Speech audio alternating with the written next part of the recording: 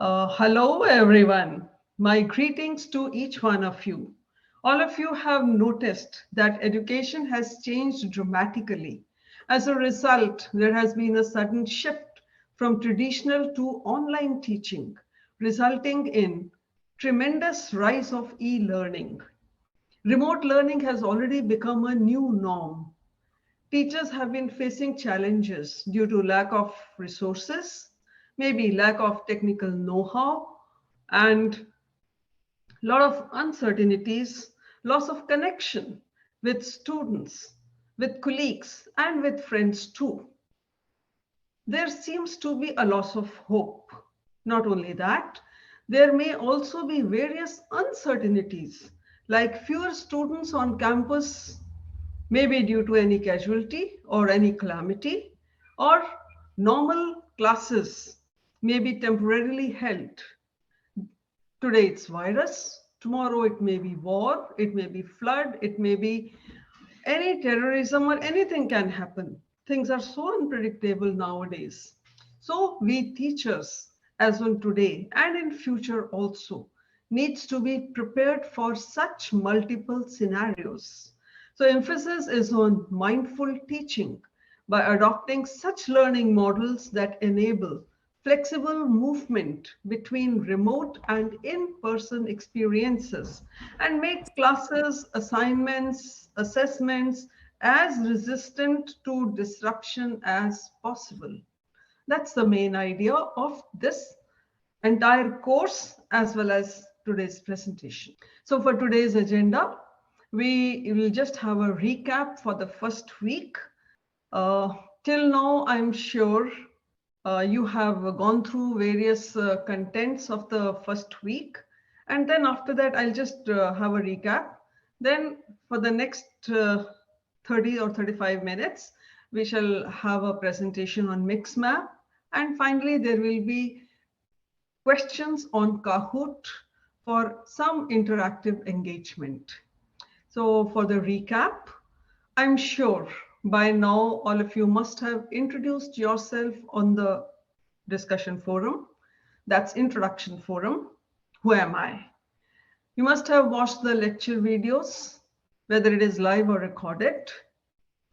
You must have completed the Miro board exercise. If not, you can always complete it because access is open till 15th of May, which is the last day of the course. Anytime you can join in, anytime you can complete your work. And I'm specifically repeating it because there are so many who are offline and must be having its recorded version. And I'm also sure that you have created a team, minimum of 1 participant and maximum of 5 participants. It's okay if you want to do it individually on your own. You are required to design your own course for which topics have already been mentioned, and these are suggested topics only. You can always make changes to the topics for designing your own course. And the handouts have been given in week 1 and in week 2 also. Okay, we are talking about week 1 right now. Handouts have been given, you must have read it. If not, you can always go through it. So having done all these, you are in a position now to start designing your own course with the topic that you decide. It should have a course logo. One can frame the course policy and begin with its backward designing. So we begin with MixMap. That is week 2 presentation. How to create a mix map. I shall be discussing some considerations for creating a mix map. Let's begin. What exactly do we mean by mix map before we actually start creating it? It is a visual representation of a style of education in which the course components are shown through a Venn diagram, which enables a flexible participation policy for students, whereby students may choose to attend face-to-face class sessions or online. Online can either be synchronous or asynchronous. Though everyone is aware of what is synchronous and what is asynchronous, I'll just repeat. Synchronous learning occurs when individuals participate in an online learning course at the same time, but they are in different locations. It allows learners to interact with the instructor and other participants. And this is done through software that creates a virtual classroom. Whereas asynchronous is when students participate in an online learning course at different times. And it is also called as e-learning or refer to fully online course.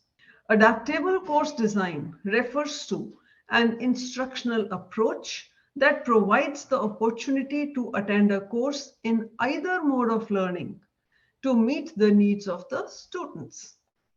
So in all participation modes, one needs to be careful that it must lead to equivalent learning outcomes.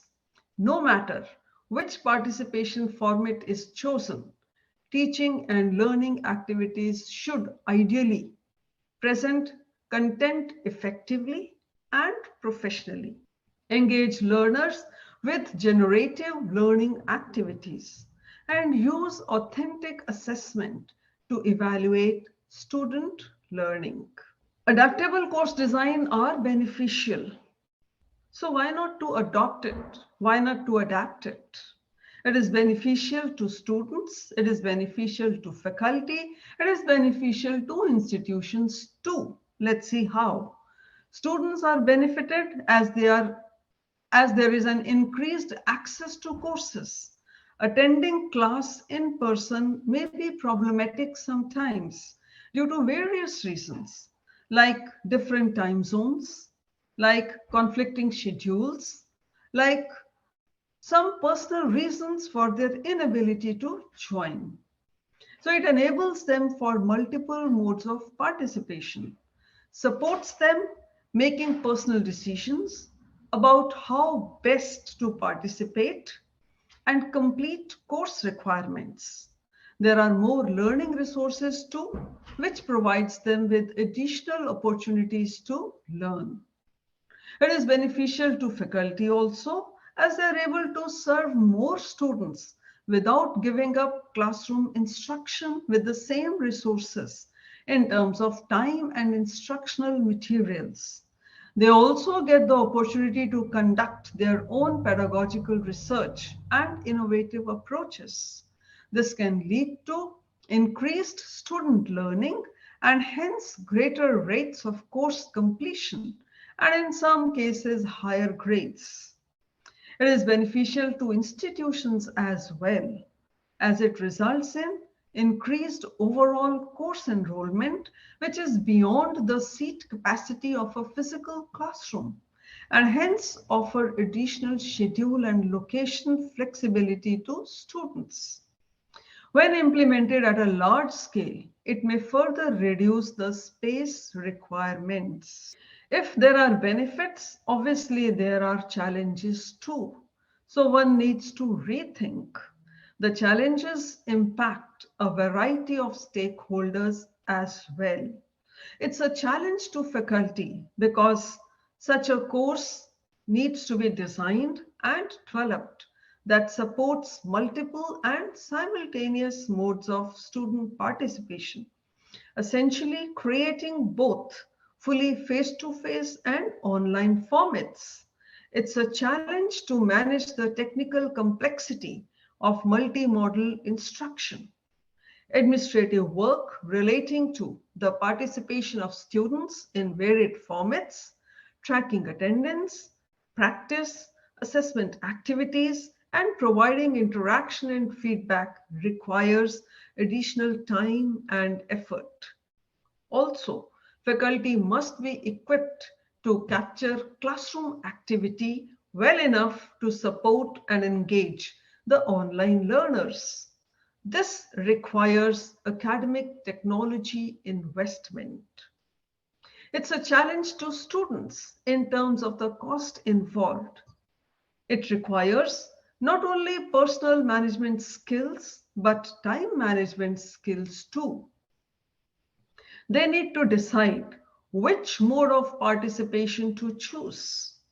If online mode is chosen, they need to arrange for resources in terms of hardware, software, network, ability to engage in online learning platforms, and willingness to learn through mediated experiences. The greatest cost or challenge to students is always the additional effort required to self-manage online participation. Many students still are not used to managing time effectively, especially when they may have low motivation to learn courses that are not personally interesting for them. It's a challenge to administrators or to the institution also, because they may require additional financial resources for additional faculty development. They need to provide technology-equipped classrooms and synchronous learning platform to support online students as well. Not only that, but the system also needs to accommodate flexible student scheduling.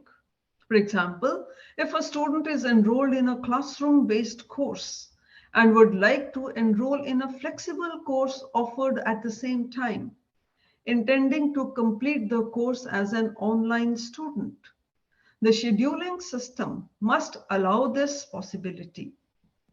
Most important is that there must be the leadership's willingness to address the range of costs associated with the effort. Agreed. Managing intermodal learning environment requires a lot of planning and organization. As we all know that in most cases, faculty have more experience teaching in classroom environment than in teaching online. So there may not be much that faculty needs to change in classroom environment, but definitely more effort may be required to design, to develop, and facilitate the online mode of instruction, which is synchronous or asynchronous. To deliver such a flexibility in providing a course, the instructor needs to plan for its organization and communication. The instructor needs to plan for the role of an instructor, needs to plan for learning activities and for assessment and feedback. While organizing the different modes of learning seems to be complex, but it is manageable. One may organize the online course just as you would a traditional course. The instructor needs to plan beforehand to change the number, size, or components of student groups, as you may not know how many students will actually show up in the classroom. It may otherwise complicate planning activities if it is not planned beforehand. In all the learning modes, effective instructional approaches must be implemented. That is, multiple forms of presentation for content, that is text, video, audio, must be included. These can be delivered through any learning management platform or for online synchronous teaching. Also, content generated by students themselves through discussion forums, etc., must be incorporated in all the modes. And that is one of the most beneficial aspect of adaptable courses. For online asynchronous, the entire instructional content is streamed through class recording and recorded messages using either the installed technology or with the support of audiovisual specialists, teaching assistants, and so on. So there remains a continuous challenge of student engagement. Regardless of the participation mode, the instructor needs to organize the entire course content into units with subunits, create a document for each week that summarizes everything you will need for the week, including any live sessions, recorded lectures, links, assignments, and so on. Also, one must consider where online assessments fit in. Having a central hub where students can access everything they need is important. It is better not to rely only on social media for communication purposes. Rather, must provide an active learning platform for course delivery, the lecture plan, an actionable learning outcomes worksheet, customizable PowerPoint template, mind mapping tools, collaboration tools, etc. are essential for active learning during your lectures. Before the class starts, you need to plan for how the course will be organized and make a communication plan also, which ensures that all students find the needed information in a timely manner. Below are some things to consider. You must welcome students in the classroom, acknowledge online students, schedule time to check in with online students, including a check-in slide to remind yourself. You must repeat questions asked by the synchronous students so online students can also hear. Allow online students to write questions in the chat or in a forum. You must record lecture for unsynchronous students to watch. You must determine what content should be delivered to students synchronously and what learning can be supported asynchronously. You must have a combination of both methods for effective online teaching. That's the crux, as the key is to play to the strengths of each approach. So in order to ensure a smooth start to class, first step that must be taken is to decide for video conferencing platform that you will use to connect with the students who attend your class remotely. Have a backup plan in case there are connectivity or technical issues. This could include having multiple options to connect to a session, like another computer, maybe a mobile device or a tablet, or use alternative collaboration tools such as G Drive to have students work asynchronously. Then one may ask a number of questions to oneself to plan for the session. That is, what should be done before my first class? How do I share material with my students? What is the best way to set up the classroom? How do I ensure that my students feel engaged in the class? How do I encourage collaboration in the class? How do I handle exams? How do I manage students' presentations? What about hands-on experiences? How do I support fully online students? These questions are a must in order to have your course which is effective and one can put across your points of view clearly with the students. And this must be in a very, very transparent manner to be communicated the entire plan with the students. So to be effective, one needs to shift one's mindset from being just an instructor to be a community manager. Being the sage on stage doesn't work in online classrooms. Even the most riveting of lectures won't translate well in an online environment, since it's hard for students to passively stare at a computer screen for 50 to 60 minutes. Instead, shift towards becoming a guide on the side. That is, help the students to create a sense of community and engagement. So be a community manager. That is, facilitate activities and group work. You can become more of a community manager by giving shorter lectures, by breaking up class time with interactive learning activities, or assigning group work in the breakout rooms if it is online. visiting those groups to monitor how collaboration is progressing. You can have polling or quizzing students and soliciting their feedback. Must incorporate group work. Incorporating shots, audio clips, and videos for assignments are a must. One can create online games or have students create their own games. Provide the option of open assessment, where students choose from a range of possible assignments. Get students to create their presentations.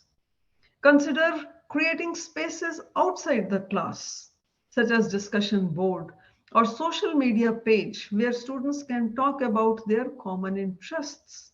Not only that, remind students that they are a part of larger campus culture and alert them to non-academic activities and resources. So share links to different webinars and virtual events that may be of interest to them. So learners' engagement is a must, whether it is face-to-face or online synchronous class. Learning engagement of learners is a must. This precious class time can be used most effectively by flipping your classroom. The students are introduced to the content before, and I'm sure everyone knows the concept of flipped classroom.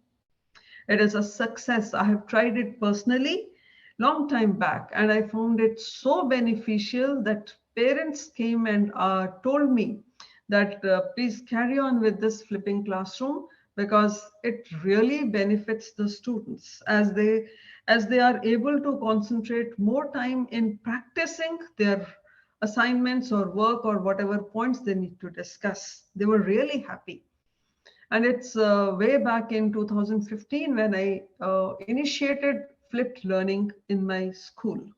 So synchronous engagements are used to apply knowledge through problem solving and case studies or discussing course concepts in depth. And I must share that role playing was very, very effective when I initiated this flipped learning.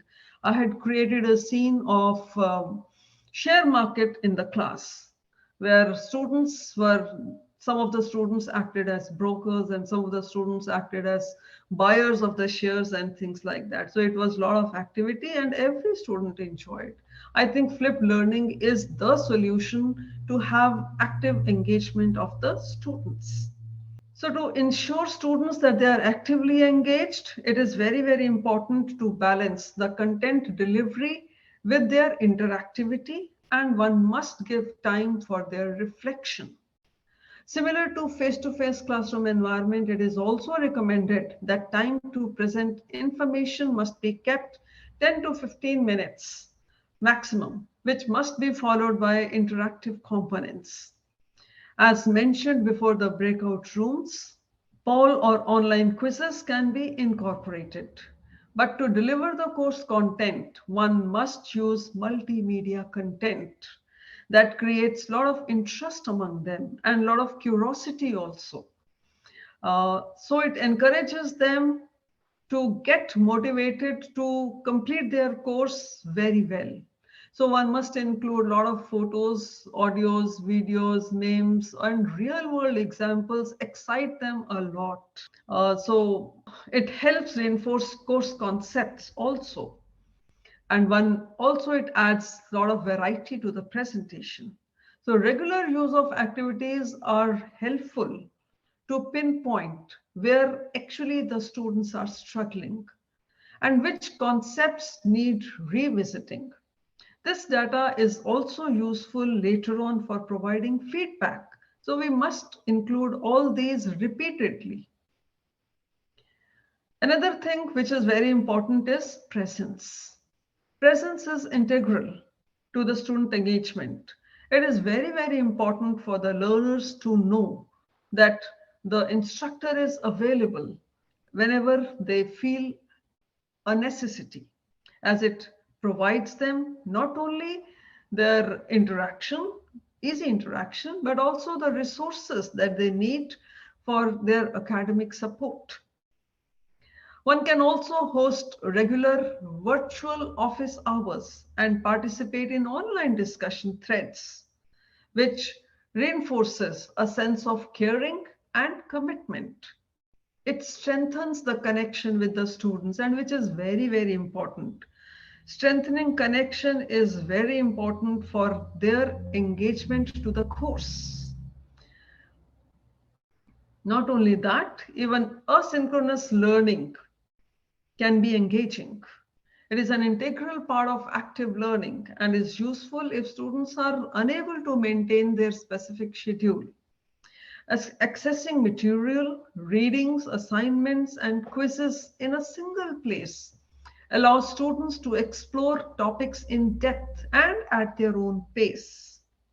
Supported by discussion forums and one-to-one communication through email are simple ways to create engagement even if much of the learning is self-directed. It provides opportunity for instructors to promote peer collaboration too. Specific assignments that require students to work with each other or review each other's work are very powerful ways to keep engagement high outside the confines of a class schedule. So in thinking through how best to incorporate synchronous methods into your curriculum, one must make efforts and take time to review the course syllabus and learning objectives for a particular semester. So ask yourself, do you have the ability to teach using both synchronous and asynchronous methods? If yes, that's the best. If no, you need to teach yourself. If also, are there components that can be recorded for students to view on their own schedule? If not, then you must include such components that must be recorded and be available to the students. Then what is essential for synchronous delivery, you must ask. How will the students access reading and assignments? You must be clear. How do we ensure that students in such courses are learning both with each other and from each other? There has to be some way out to find out. So one needs to thoughtfully consider both the synchronous and asynchronous elements of the courses and how these elements integrate to enhance student engagement. Thinking through, thinking through these elements can help shape an effective plan and identify pedagogical as well as technical gaps you may need to address. While making up the structure of an effective course, whether students are online or in person, the most meaningful experiences are those in which the learners are actively engaged, in which they feel responsible for their own learning, in which they have significant control over their experience. And for that, the learners needs to go through a journey of discovery. It's a request. Can you please mute yourself? Because it was slightly disturbing in between. Yes, continuing further. It's important to motivate students as active learning and engagement is not an isolated activity. In fact, one can incorporate active learning practices across every part of your curriculum in both synchronous and asynchronous methods. This can be done before, during, and after class. There are few examples. Before class, one can have short quiz or on concepts discussed during the previous lecture. Regular low-stake assessments like quizzes improve knowledge retention while giving instructors a mechanism to gauge how well students are grasping key concepts. If necessary, review the results before diving into the next topic or spend more time on concepts that pose the greatest challenge for the students. During the class, discussion threads. Have students exchange draft of their work and then produce questions and comments for each other. Be clear about what the goals of the exercise are. For example, do you want to test a student's understanding of a topic? Or perhaps, how well they can apply something they learned to real life situation. You can also use discussion threads to explore more sensitive or polarizing topics by having students respond anonymously. It is a great way to engage whatever the material is.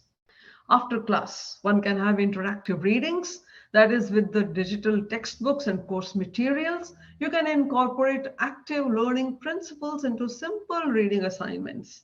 This includes breaking up text and embedding questions to test for comprehension before students move on to subsequent sections.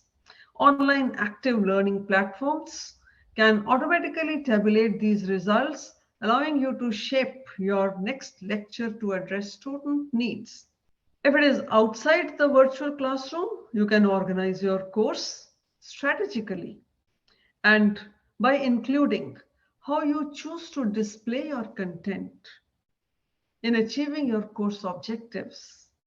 Housing course material in a well-organized central repository will avoid unnecessary frustration and help you and your students easily locate, review, and submit items.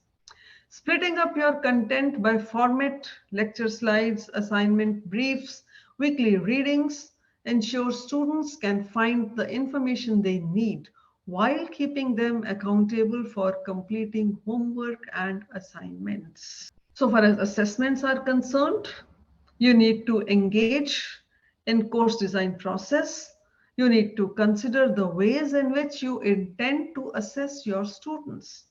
The purpose of designing assessments that are inclusive and equitable is to ensure that any individual or group is not disadvantaged for any reason. In doing so, you will meet the needs of a variety of students as well as support students with accessibility needs.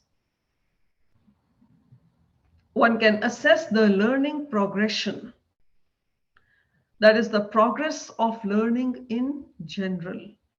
It is almost same in all modes of instruction. Learning progression is in terms of formative assessment, where the goal is the improvement of student motivation and learning. And one can easily have formative assessment, whether it is classroom uh, environment or whether it is online synchronous or asynchronous environment. Okay, if it is a classroom environment, another method is that instructor may interrupt a presentation and ask few questions relating to a particular topic or to selected students.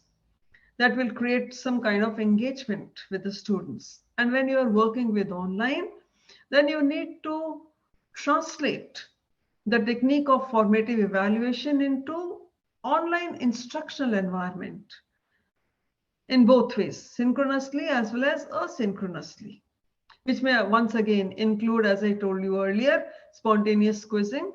There may be quick poll. There may be some kind of encouraging question answer sessions.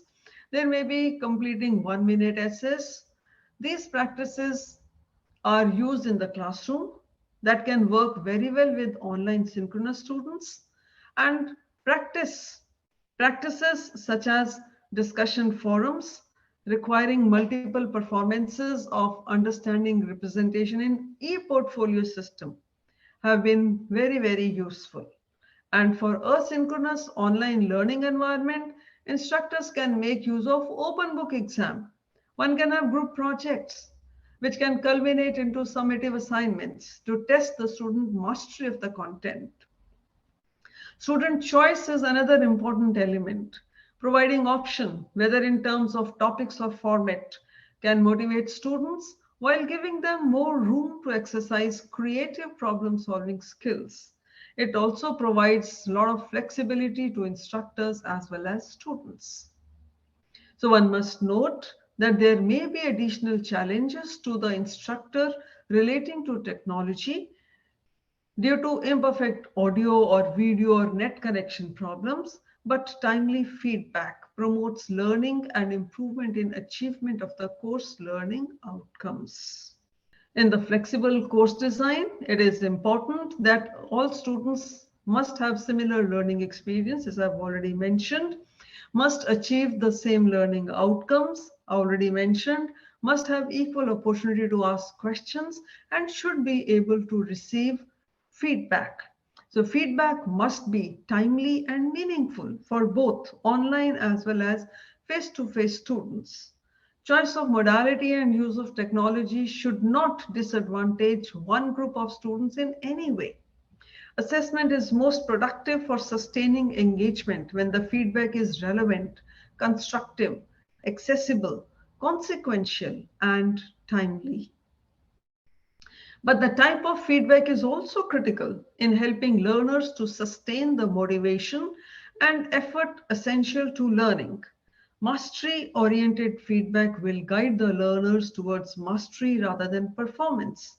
So provide feedback that encourages perseverance, focuses on development of efficacy and self-awareness, and encourages the use of specific support and strategies in the face of challenge. One must provide feedback that emphasizes effort, improvement, and achieving a standard rather than on relative performance. One must provide a feedback that is frequent, timely, and specific. So must also feedback must be substantive and informative rather than comparative or competitive. So provide feedback that models how to incorporate evaluation, include identifying patterns of errors and wrong answers into positive strategies for future success.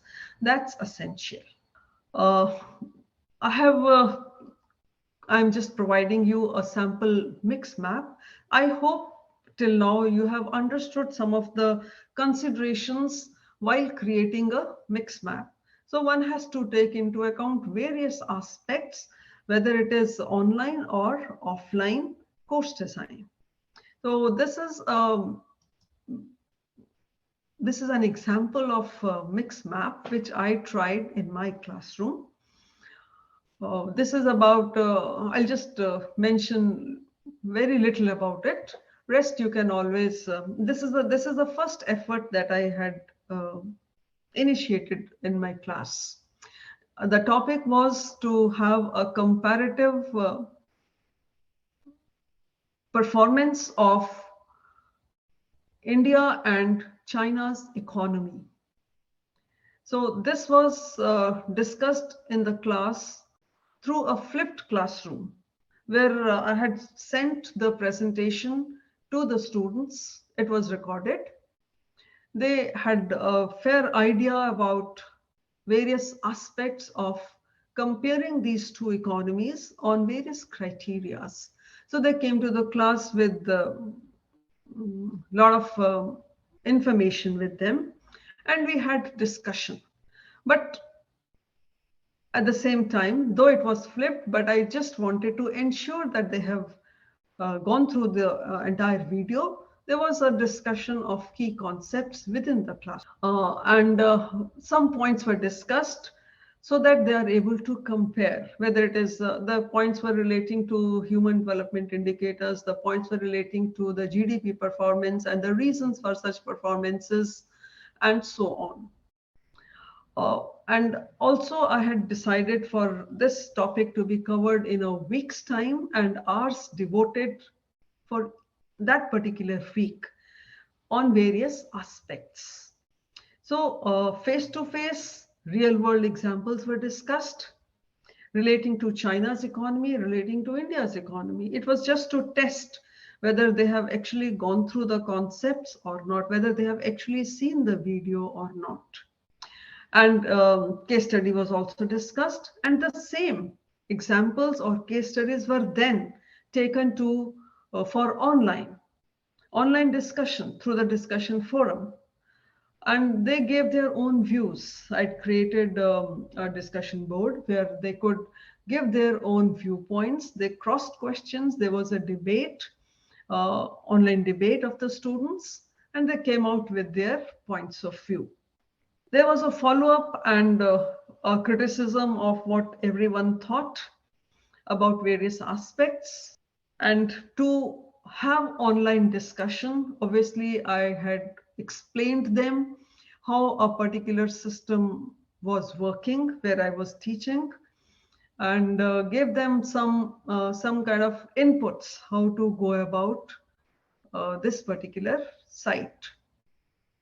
Then this whole discussion was recorded, and it was given for offline um, students who were working on their own as group work, as assignments. So this was a kind of experiential learning. So trying to say that whether it was face-to-face, whether it was online, whether it was other modes, content delivery was possible through lecture, through presentation, through recorded version of it. Engagement of learning was possible through case discussion, case study discussion, and through debates, whether it is face-to-face or whether it was online. Group work was possible, whether it was class face-to-face, online, synchronous or asynchronous. The only thing is that extra effort was required to design all these for all these modes of participation. The difference was that the students were flexible. They had a lot of flexibility when and how to complete it. But obviously, a broad framework was given that by a particular time they must complete the assignments. It turned out to be a success. And that was the reason I thought that adaptable course or a flexible course is the need of the hour, as students are sometimes available, sometimes they are not available. So one can easily incorporate all these aspects of objectives, content delivery, engaging them, assessing them, having feedback, whether it is face-to-face mode, whether it is online mode, or whether it is any other mode of participation. With this, the session actually the presentation comes to an end, but I would just like to mention one more thing. I have given handouts. Please go through these handouts. You will have a fair idea about how a mix map can be created. One example I have shown, this is what I actually initiated, and there are few other examples in the handouts. So please go through these handouts. So now if you have any questions relating to today's presentation, you are most welcome. Anyone having any questions? So let's begin with the Kahoot then. I hope you are ready with the Kahoot. Please take out your mobile and you can scan the QR code. It is on the screen, or else you can log on to www.kahoot.it or with Kahoot app and enter the game pin as shown here. Once you have logged in, please enter your nickname. Should we start? Okay, I'm waiting for a few more.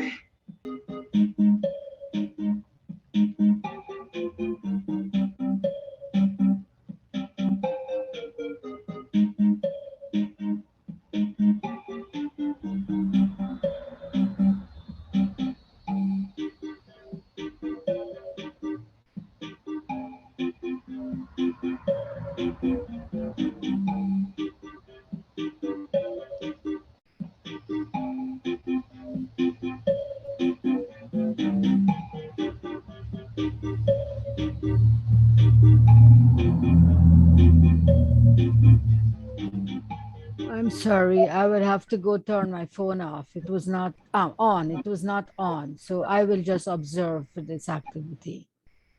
Yeah. Because I'm trying to do it online and it isn't working. Okay. So let others join. I'll then start. I'll just wait for another 2 or 3 minutes, then I'll start. Meanwhile, if you have any questions, you can ask.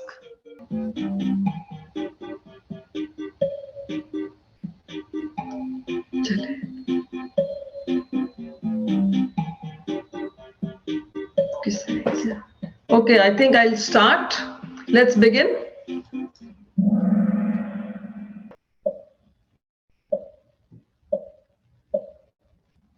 Yeah, we'll begin with the first question. Oh, this is a sample question. Just a demonstration. You will have a question like here it is written. This is a sample question. You need to select. Suppose answer 4 is selected, which is green in color. If you select this, the result is shown. Here one can see on the left hand side the timer. Right, so you have 1 minute for some of the questions and 30 seconds for few questions that it will show the moment we proceed. So let's begin. First question, which is not a benefit of using technologies that could bring to teachers and students access to greater range of resource, reducing the need to plan and manage learning activities, access to learning materials 24 hours a day, 7 days a week, increased communication amongst students between classes. You have 33, 32, 31, 30 more seconds to go. Oh, time up. So the correct answer is reducing the need to plan and manage learning activities. Next question. Which of the below is incorrect about adopting LMS? LMS provides opportunities for learning to take place outside of class. LMS provides better collaboration. Teaching through LMS is as easy as face-to-face. LMS increases the administrative load on teachers, which is incorrect. It increases the administrative load on teachers is the correct answer. Great. Next. What advice will you give to the teachers to get started with LMS? Students are digital natives and will know how to use the technology well. LMS does not require much training and you can learn on the go. Make sure to use all the features of LMS as soon as possible. And practice more before you start creating your content. You have 30 seconds. Okay. The correct answer is practice more before you start creating your content. Next question. What would you keep in mind when determining whether an element of a class would be better suited for online delivery? Face-to-face offering a richer and meaningful learning experience than online. Online delivery aligns learning outcomes and content with content and assessment. Online delivery offers learning opportunities that are not possible in face-to-face. All of the above. The correct answer is all of the above. Next question. Identify the correct statement. Statement 1. Student ownership comes with deeper learning only. 2. There is no connection between student engagement and ownership of learning. 3. Empowered learners emerge to be the problem solvers. And 4. Empowering students result in renouncing from the class control. Empowered learners emerge to be the problem solver is the correct answer. The ultimate aim of flexible and adaptable course is to design creative, engaging learning tasks, to help students achieve the course goals, to focus on alternative assessments, or to identify the learning gaps. Okay, so the correct answer is to help students achieve the course goals. Next, what does it mean to see the big picture in curriculum design? It means you should have some end goals in mind, or it means that you should plan a big project for the end of the unit, or it means you should know exactly what you are going to teach each day, or it means you should always work collaboratively with other teachers.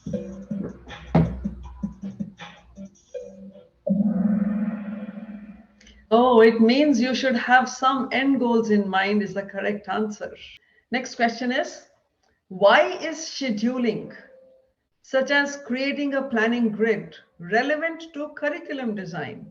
Think about how much time you have to devote it, or always leave plenty of time in your schedule to design your curriculum. It works better if you plan towards the beginning of the week or design your curriculum on a regularly basis each week or each month. Oh, you need to think about how much time you have to devote to it, is the correct answer. Next question. What should a teacher do when students' behavior disrupts their carefully designed curriculum? Should you punish those students to set an example? Should you meet with those students' parents about moving them to another class? Should you rewrite your entire curriculum because it's clearly not well designed? Or modify your curriculum to meet those students' needs? That's the correct answer. Next question. Which is correct about a flipped classroom? Students do not have increased input and control over their own learning, dependent on student participation, does not follow a teaching model that teaches to the test, or allows class time be used to master skills through collaborative projects. It allows class time be used to master skills through collaborative projects is the correct answer. Next question is, it's true or false? Exams are unnecessary as they are difficult to administer. Students can demonstrate learning via self-created artifacts. Is it true or is it false? The correct answer is, it's true. Because here the emphasis is on demonstration of learning. Next, positive teacher-student relationship is not important in determining student engagement. True or false? False is correct. Next question. The needs and goals of a user and a learner are fundamentally different. Is it true or false? True, because one needs to be very clear about the user and a learner. A user is different and a learner is different. They are not same. Obviously, needs and goals will be different. Next. Which of the following is not an effective learner's engagement strategy? Allowing movement, lecture, adding choice, sharing ideas. Lecture, I think that's very obvious. Next question. Which of the following does not strengthen students' sense of competence in learning activities? Be beyond students' current level of proficiency? Include feedback that helps students to make progress? Change learning objectives every month? Or make students demonstrate understanding throughout the activity? Change learning objectives every month is, I'm so sorry, this is not correct. The correct answer would be make students demonstrate understanding throughout the activity. Next question. Which of the following is correct while teaching online? Teachers feel satisfied and enjoy flexibility in timings. Few teachers find monitoring discipline is the challenge. Teachers find lack of motivation as a major challenge. Or teachers require less time in preparing digital content. True, that's correct. Teachers find lack of motivation as a major challenge. And there are various reasons for lack of motivation. It requires another presentation. Next question. Key to student satisfaction is interaction in online learning, attractive course design, focus on critical based learning, or quality of online support system. True. Interaction in online learning is the key to student satisfaction because when they are able to interact, they feel engaged and they enjoy. Next question. Alternative assessment is the assessment that are easy for teachers to create, testing that does not use grades, a practice that assess students' level of proficiency, the practice of embracing only paper-based tests. Correct. A practice that assess students' level of proficiency is the correct answer. I think this is the last question. True or false? While developing collaborative approaches, one should focus on the discussion with question and not students to be grouped. True. That's true answer. Let's see the result. 7 out of 20. Third is Jyoti. Second is Tanvi. First is 12. Who's first? KM. Congratulations, KM. Well done. Very well done. KM is Karthik Malhotra.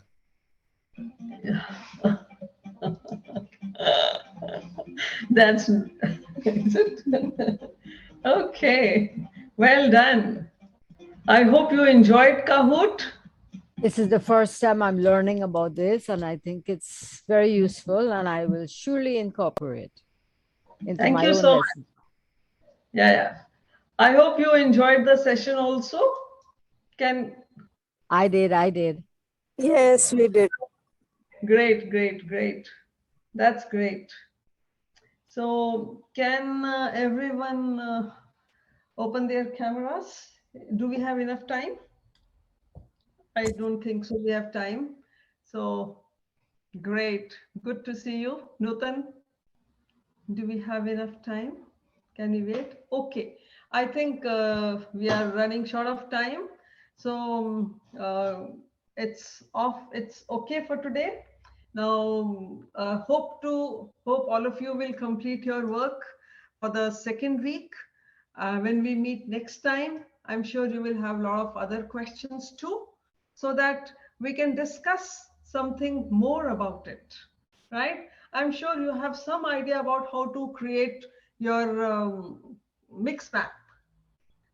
If you have started working with backward designing, then it won't be a problem at all with having readouts, having read the handouts given in the first week as well as in the second will definitely help you to begin with your process of designing your own course. So please try to complete as soon as possible. It is for your good. We can have more discussions and more interactive sessions next time. Okay, thank you so much. And it is also okay with us if you are able to do assignments, if you want to do assignments individually, no issues at all.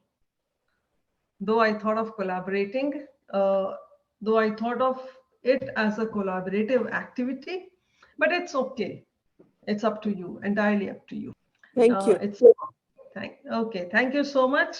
We shall meet next time now for the next topic, which is on creating engaging learning activities. So till then, bye. Goodbye, all of you. See you next time. Bye. Thank you. Amazing session. Thank you. Bye-bye. Thank you. Thank you. Thank you.